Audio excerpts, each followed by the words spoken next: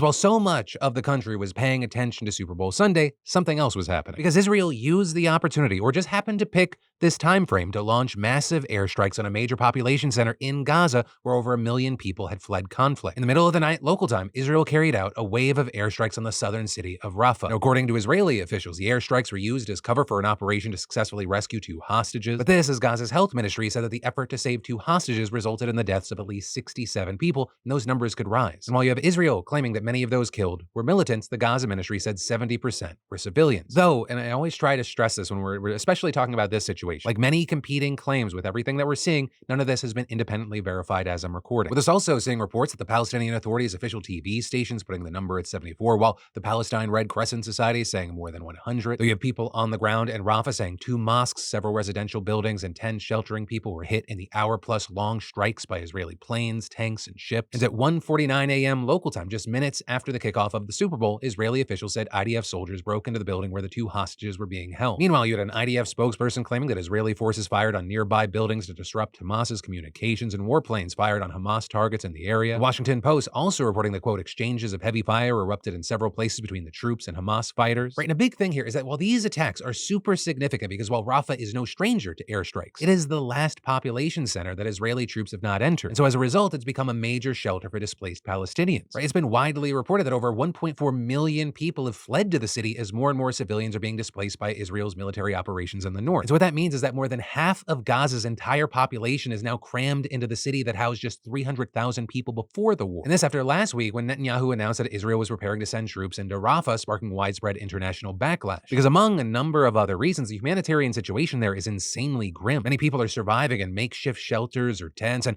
they're supported almost entirely by the small flow of humanitarian aid that's allowed to enter from the Egyptian border, but falls far short of fulfilling needs. And you have aid groups saying that the city is so crowded that families have been forced to sleep on the streets, and that food is so limited that people have started eating grass, which is why the UN and aid providers have repeatedly said that a military advance on Rafah would be absolutely devastating for civilians, further exacerbating an already catastrophic situation with people running low on food, water, medicine, and other essential supplies. And again, this is the UN and other groups have said that most of the people in Rafah have already fled their homes and have nowhere else to go. So invading an area already full of refugees would be inhumane and result in mass casualties. And those concerns have also been echoed by many of Israel's top allies, including the UK and even the US. Hell, even the fucking Biden administration, which has faced a ton of backlash for just blindly backing Israel, saying a military offensive in Rafah without proper planning would be a disaster, with the Biden admin saying they didn't support such an operation at the time. And just yesterday, Netanyahu had a 45-minute call with Biden where the president told the prime minister the ground invasion in Rafah should not proceed without a plan to ensure the safety of civilians. And a senior administration official telling the Washington Post that much of the call focused on the possibility of an extended humanitarian ceasefire, or something that could allow for hostages to be released, and adding that protection for Palestinian civilians is a constant discussion between us and the Israelis, and the security of civilians in Rafah during an Israeli offensive is a huge question. And going on to reaffirm that the US can't support any plan that doesn't secure civilian protection that was actually planned, prepared, and implementable. But then, just hours later, Israel launched this massive attack on Rafah. And while Netanyahu has asked the military to draw up plans to evacuate Rafah, there are a lot of concerns about where these people can actually go. And in an interview with ABC that aired yesterday, he tried to downplay the situation. I mean, at one point, seeming to just lie outright about how many people are in the city and insisting that they'll have places to go, but not providing specifics. Yeah, you've directed the Israeli Defense Forces to evacuate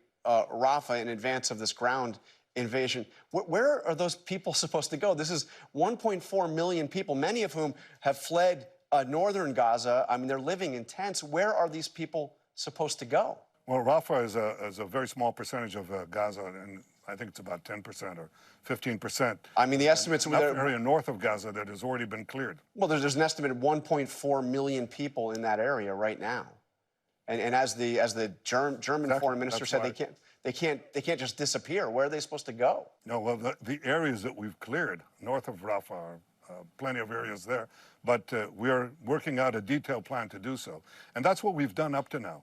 We're not cavalier about this. This is part of our war effort to get civilians out of harm's way. It's part of Hamas's effort to keep them in harm's way. But we've so far succeeded, and we're going to succeed again. But then he never elaborated beyond saying plenty of areas north of Rafah have been cleared. And also many have cast doubt on that, noting that Gaza is only around 25 miles long and 6 miles wide. And so much of the area north of Rafah has been destroyed or is literally an active conflict zone. And this, as the city is also as far south as people can go before the border with Egypt, which has refused to let refugees in. When asked if he was concerned at all about the fact that so many allies and key players in the region have warned against a military operation in Rafah, Netanyahu just brushed it off, making it clear that he intends to move forward with his plan. But the Biden Biden administration says it will be a disaster if you go into Rafah in this way. And it's not just the Biden administration, it's your allies in the region. I mean, we've heard from the Egyptian foreign minister that it would be a disastrous consequences. The UAE is warning of exasperating the catastrophe, the humanitarian catastrophe in Gaza. I mean, aren't you, is any of this giving you second thought about going in and doing this? The answer is, John, they don't have to give me second thoughts about taking care of the civilian population, along with the provision of the necessary humanitarian aid. We've been doing it, and I've been directing it systematically. Victory is within reach. It has to be understood. And victory will be the best thing that will happen, not only for Israel, but for the Palestinians themselves. With him then also going on to try and justify the planned offensive because it'll help save hostages, saying he believes there are enough Israeli hostages still alive to warrant this offensive. Also echoing that in a statement posted on X, where he also made it crystal clear that the attacks during the Super Bowl, they were just the start, and he plans to go ahead with this plan, saying only continued military pressure until total victory will bring the release of all our hostages. We will not miss any opportunity to bring them home. But there you had a lot of people pushing back on that, arguing that saving 2 hostages is not worth the deaths of all those other people. And others just saying that he's using the idea of hostage rescues as a way to justify massive strikes on Rafah. Right, this is he's losing support. Many pointing out that the Israeli military has only rescued 3 hostages throughout the entire war, including the 2 last night, which also means that more hostages were killed in Israeli operations to save them than the number of hostages who have actually been saved. Right? Instead, the vast majority of hostages who have actually been saved were released during the 1-week ceasefire last year. And notably, all of this as Netanyahu has publicly shut down Hamas's proposed terms for a ceasefire literally the same day that he announced that he was preparing Israeli forces to push in Rafah. And so as all of this is playing out, we also saw plenty of people saying that Netanyahu knew how bad the attack on Rafah would look, which is why he chose to do it during the Super Bowl, when Americans were distracted. And all this is we're even seeing reports that Biden is tired of his bullshit, with numerous sources telling NBC that Biden has been disparaging Netanyahu in private and is angry about his inability to get the prime minister to change his military tactics, with reports saying that he is specifically mad about Bibi's refusal to agree to a ceasefire. We also saw last week Biden approve an order that cut off military aid to countries that break international rules for protecting civilians, a move that's been widely seen as directly aimed at Israel. But this is you have experts saying the real challenge with that directive will be whether the U.S. actually enforces it, or whether it actually follows through with the threats to cut off weapons and aid to Israel. Because while Netanyahu has made it clear that he does not give a damn what Biden and other allies say, if the U.S. were to actually cut the flow of the millions and millions of dollars they give in military assistance to Israel, who knows what would happen? Or what kind of domino effect would we see in a number of avenues? Right, so it's going to be very interesting to see if the U.S. actually follows through here, if they actually take a stance, or if they're just going to continue limp dicking it with Netanyahu, who just keeps using U.S. taxpayer money to disobey him, all while making what is already a humanitarian disaster at the very least so much worse and guaranteeing the killing of more and more innocent civilians. But as we wait to see how all of this plays out, of course, I'd love to know your thoughts here. I know we covered a lot. It could be on the timing, your opinions in general. Also, I'm interested to know if your opinions have shifted over the weeks and months.